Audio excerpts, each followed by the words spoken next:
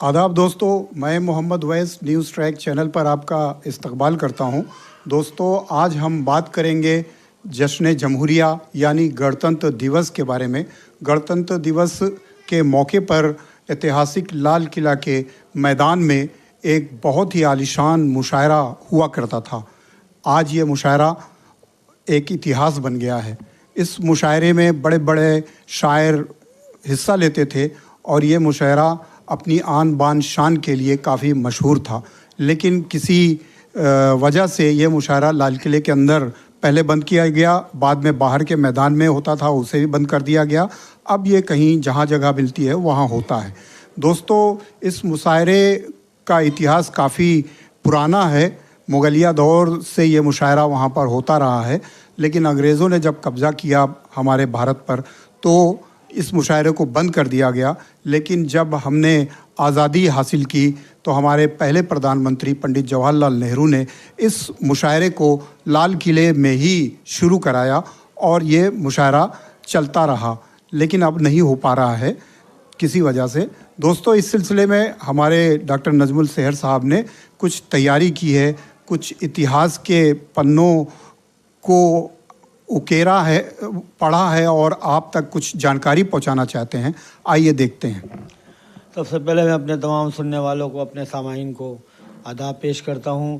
मैंने आपसे पहले भी कहा कि इंडिया जो है वो सभ्यता का मुल्क है। India is the land of festivals, India is the land of languages, India is the land of custom and traditions. और ये बात आया है कि हिंदुस्तान की सरज़मीन पर जो फेस्टिवल्स हैं और जो त्यौहार हैं वो न सिर्फ आज के हैं बल्कि हज़ारों साल से यहाँ पर हर्षोल्लास के साथ मनाए जाते हैं। इसी तरह से एक मुशायरा हुआ करता था जो जश्न जमहूरिया के मौके पर, यानी कि जिसको हम 26 जनवरी भी कहा जाता है, उससे पहले किया जाता था 23 जनवरी को।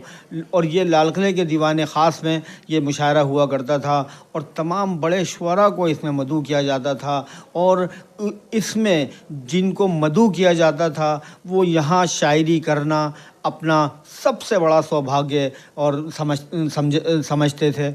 इसी वजह से मैं आपको तारीख़ के सबसे पहले झरोके में लेके चलूँगा, जब 1837 में मुग़लिया सल्तनत की आखिरी चश्मो चिराग मरहूम बहादुर शाह ज़फ़र की ताजपोशी हुई तो इस खुशी के मौके पर एक नशिस्त मुनक़िद की गई। और ये वो पहली नशिस्त थी कि जब हिंदुस्तान के उस वक्त के सभी बड़े नामवर शुअरा को मदऊ किया गया। और इसमें एक बहुत बड़ा नाम था अमीर मीनाई साहब, जो लखनऊ से तशरीफ़ फरमा थे। अहले ज़ुबान थे, अहले फ़न थे, अहले हुनर थे और इतने बड़े कलमकार थे, बड़ी जय्यत जिनकी शायरी थी। लिहाजा नशिस्त का आगाज़ हुआ और जोश सुखन मिर्ज़ा दाग देलवी के इस शेर से शुरू हुई कि उर्दू है जिसका नाम हम ही जानते हैं दाग, सारे जहां में धूम हमारी ज़ुबान की है।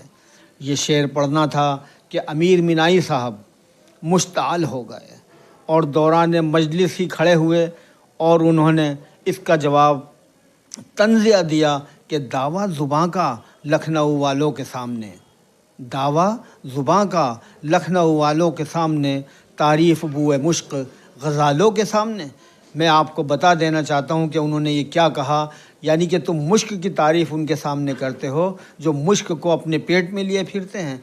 यानी कि ये वो तातारी मादा हिरन होती है जिसके पेट में, जिसकी नाफ में ये मुश्क होती है और जब वो इसको रगड़ती है तो वो मुश्क फटकर किसी पेड़ पर या तने पर लगती है। तो ये मुश्क की तारीफ़ है जिसके बारे में ये भी कहा गया है कि मुश्क आनस्त खुद बेखुद ना कि अत्तार बेगूद।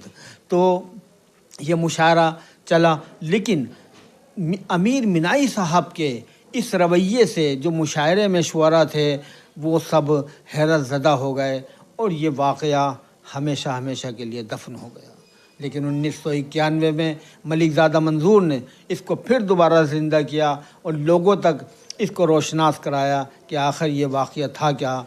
और ये साबित किया कि देखिए इतने बड़े शायर, इतने बड़े कलमकार, इतनी बड़ी जिनकी बड़ी जय्यत शायरी, वो यहाँ पर आकर मुश्ताल हो गए और एक हमी लफ्ज़ से वो इतना मुश्ताल हुए कि उन्होंने ये शेर तक कह दिया कि, यानी कि उन्होंने ये ان کا مطلب یہ تھا کہ وہ یہ کہنا چاہتے تھے کہ لکھنؤ والوں سے زیادہ جو ہے وہ دہلی والوں کو یا اردو والوں کو جو ہے کون جانتا ہوگا۔ تو یہاں پر یہ بات میں سمجھتا ہوں مرزا داغ دہلوی صاحب کا یہ شعر رہتی دنیا تک شاعری کے افق پر چمکتا رہے گا، لیکن امیر مینائی صاحب کا یہ شعر آج اسے کوئی نہیں جانتا، اور یہی وجہ ہے کہ یہ وہ پہلی نشست تھی۔ اس کے بعد سے یہ نشستیں ہوتی رہیں اور ملک نے بڑے بڑے طوفان دیکھے، اور جب بٹوارہ ہوا اس کے بعد یہ نشستیں روک دی گئیں۔ یہاں پر میں فراق گورکھپوری صاحب کے وہ شعر آپ کو سناؤں گا، اس میں سے ایک شعر یہ ہے جو انہوں نے یہ کہ سرزمین ہند پر اقوام عالم کے فراق، سرزمین ہند پر اقوام عالم کے فراق، قافلے بستے گئے ہندوستان بڑھتا گیا۔ لیکن پھر یہ مشاعرہ دوبارہ اپنی آب و تاب کے ساتھ شروع ہوا، اور ہمارے ملک کے پہلے وزیر اعظم جواہر لال نہرو نے پوری دلچسپی کے ساتھ اس مشاعرے کو شروع کیا، اور اب تک ہوتا رہا۔ لیکن اب حالات کے بنا پر اس مشاعرے کو بند کر دیا گیا ہے۔